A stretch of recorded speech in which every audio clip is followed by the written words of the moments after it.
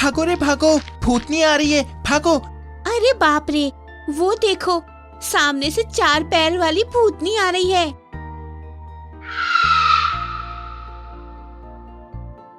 अरे ये टीना है, हमारे गांव में रहती है। वो तुम्हें भूतनी कौन से एंगल से दिखती है? अरे इंसान ऐसे होते हैं क्या? पक्का रात होते ही वो चुड़ैल में बदल जाएगी। उसका मुंह देखो, लग रहा है अभी कच्चा चबा जाएगी। इतना बोलकर वो सब लोग हंसने लगते हैं। क्या कर रहा है, चुप हो जा। वैसे तुम्हें बहुत दया आ रही है उस भूतनी पर। लगता है तू भी रात होते ही उसके साथ शिकार करने जाती होगी।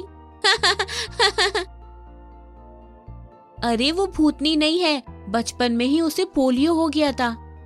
अगर ऐसी बात है तो वो वॉशरूम में जाएगी, तो तू वहां जाकर देखना, तब मानेंगे।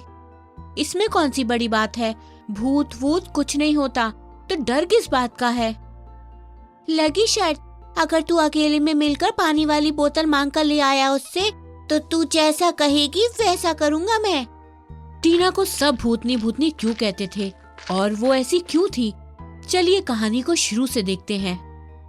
माधवपुर गांव में टीना नाम की एक लड़की रहा करती थी। वो एक गरीब परिवार से थी। उसके परिवार में सिर्फ 3 ही लोग थे, माधव, उसकी पत्नी मधु और बेटी टीना। टीना बेचारी अपाहिज होती है। उसे बचपन से ही पोलियो हो गया था, इसलिए वो अपने हाथों के बल चलती थी, जिसे देख बच्चे डरकर भाग जाते थे और टीना को भूतनी भूतनी कहते थे। एक दिन कुछ बच्चे खेल रहे होते हैं, तभी वहाँ टीना आती है। टीना को आते देखकर बच्चे हल्ला करने लगते हैं। भागो रे भागो, भूतनी आ रही है, भागो, नहीं तो वो हमें मार डालेगी। सभी बच्चे वहाँ से भाग जाते हैं। टीना ये सब देखकर बहुत उदास हो जाती है। तभी टीना को ढूंढते हुए उसके पिता माधव आते हैं और टीना को उदास देखकर बोलते हैं, मेरी लाडो बेटी, अपना मन उदास न कर, चल हम दोनों घर जाकर कोई अच्छा सा खेल खेलते हैं। पिताजी, मैं अपाहिज हूँ, इसलिए लोग मुझसे नफरत करते हैं ना। मुझे देखकर भूतनी भूतनी कहते हैं। मैं अगर लंगड़ी हूँ तो इसमें मेरी क्या गलती है? माधव बेचारा अपनी बेटी की बात का कोई जवाब नहीं दे पाता। टीना को अपने पीठ पर बैठाकर घर लेकर जाने लगता है। मैं लंगड़ी हूँ, इसलिए आपने मुझे अपनी पीठ पर बैठाया है। पिताजी, मैं आप सब पर बोझ बन चुकी हूँ ना। ऐसा क्यों बोलती हो तुम बेटी? अरे मैं अपनी पीठ पर क्या, जीवन भर मैं अपनी पलकों पे तुम्हें बैठा के रखूंगा, मेरी लाडो गुड़िया। टीना अपने पिताजी के साथ खेलकर और खाना खाकर सो जाती है। ओ जी, जब भी हमारी बेटी घर से बाहर जाती है, लोग उसे 4 पैर वाली भूतनी भूतनी कहकर चिढ़ाते हैं, जिससे वो काफी उदास रहती है। मुझसे उसकी परेशानी देख ही नहीं जाती। तो हम क्या कर सकते हैं?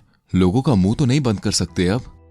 देखो जी, टीना का दाखिला गांव के बाहर वाले स्कूल में करा दो, वहां रहेगी तो उसका मन भी लगा रहेगा। ठीक है, मैं कल ही उसका दाखिला करवा देता हूँ। सुबह होते ही माधव टीना का दाखिला स्कूल में करा देता है। टीना भी बहुत खुश होकर स्कूल जाती है। जब टीना स्कूल पहुंचती है तो सभी बच्चे उसे देखने लगते हैं और आपस में बातें करने लगते हैं। ये भूतनी अब हमारे स्कूल में भी आ गई है, ये हमें जिंदा नहीं रहने देगी। ए भूतनी, तू यहाँ क्या कर रही है? तू पढ़कर क्या तीर मारेगी? हाँ भाई, सही कह रहे हो। अभी स्कूल में भूत और चुड़ैल का भी दाखिला होने लगा। सभी लोग हंसने लगते हैं। बेचारी टीना उदास होकर वहाँ से चली जाती है। इसी तरह वक्त बीतता जाता है। टीना को स्कूल के सभी बच्चे परेशान करते थे। उनमें से सोनू, पिंकी और उसके दोस्त होते हैं। एक दिन जब उसके दोस्त जा रहे होते हैं, तभी पिंकी गिर जाती है और उसके पैर से खून निकलने लगता है। तभी उसे सोनू देखता है कि सामने से टीना जा रही थी। अरे मैया, पिंकी, जरूरी भूतनी तुम्हारा खून पीना चाहती है, इसलिए तुम्हें अपनी शक्ति से गिरा दिया। अगर ऐसा है तो मुझे तो बहुत डर लग रहा है। अरे ऐसा कुछ नहीं है।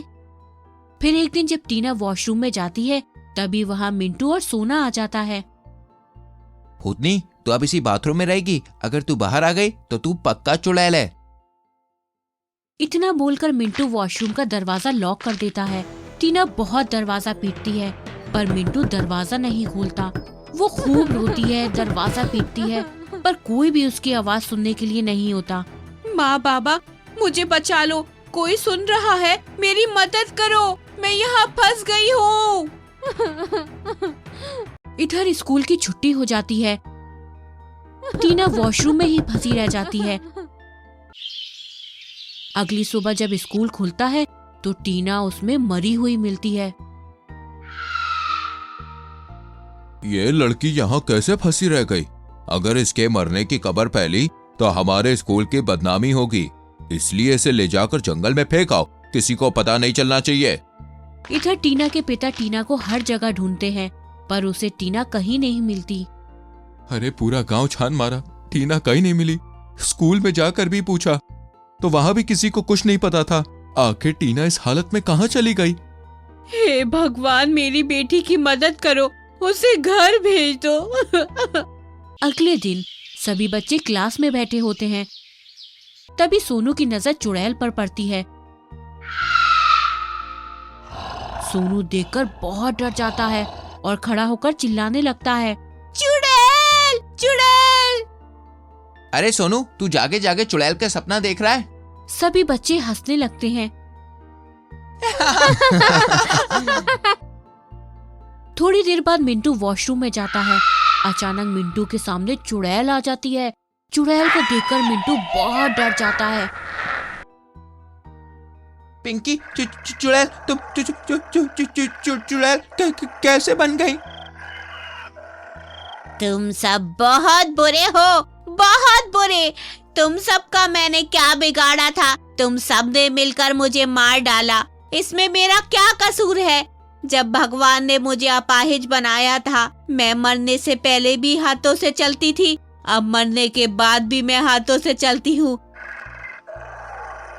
अब मैं तुम सबको बताती हूँ कैसा लगता है मरने में। मिंटू कुछ बोल पाता उससे पहले ही चुड़ैल उसे मार डालती है। अब मैं इतनी ताकतवर बन चुकी हूँ, सभी लोगों से एक एक करके बदला लूंगी। थोड़ी देर बाद पूरे स्कूल में हड़कंप मच जाता है। अब तो ये रोज का था। चुड़ैल हर दिन किसी न किसी को वॉशरूम में बंद कर देती थी और उसे मार देती थी, जिससे सारे टीचर परेशान होने लगे थे। आखिर कौन हमारे स्कूल के बच्चों को इस तरह बेरहमी से मार रहा है? हमारे स्कूल का नाम खराब हो रहा है। अगले दिन जब स्कूल खुलता है तो प्रिंसिपल जयंतीलाल बाथरूम की खिड़की से देख रहे होते हैं। आज तो मैं पता करके रहूंगा कि कौन हमारे स्कूल के बच्चों को इतनी बेरहमी से मार रहा है। थोड़ी देर बाद सोनू वॉशरूम में आती है। तभी उसके सामने अचानक से चुड़ैल आ जाती है। तुम तो चुड़ैल हो। हाँ, तुमने मुझे पहचान लिया। तुम सबने मेरा बहुत मजाक उड़ाया, अब तेरी बारी है। इतना बोलकर चुड़ैल उसे मार डालती है। ये सब प्रिंसिपल जयंतीलाल देखकर हैरान हो जाते हैं। ये तो वही अपाहिज लड़की है जो इस वॉशरूम में मरी पड़ी मिली थी। अब ये चुड़ैल बन गई है, अब क्या होगा? प्रिंसिपल जयंतीलाल टीना के पिता माधव को बुलाते हैं और सारी बातें बताते हैं। नहीं, ये नहीं हो सकता।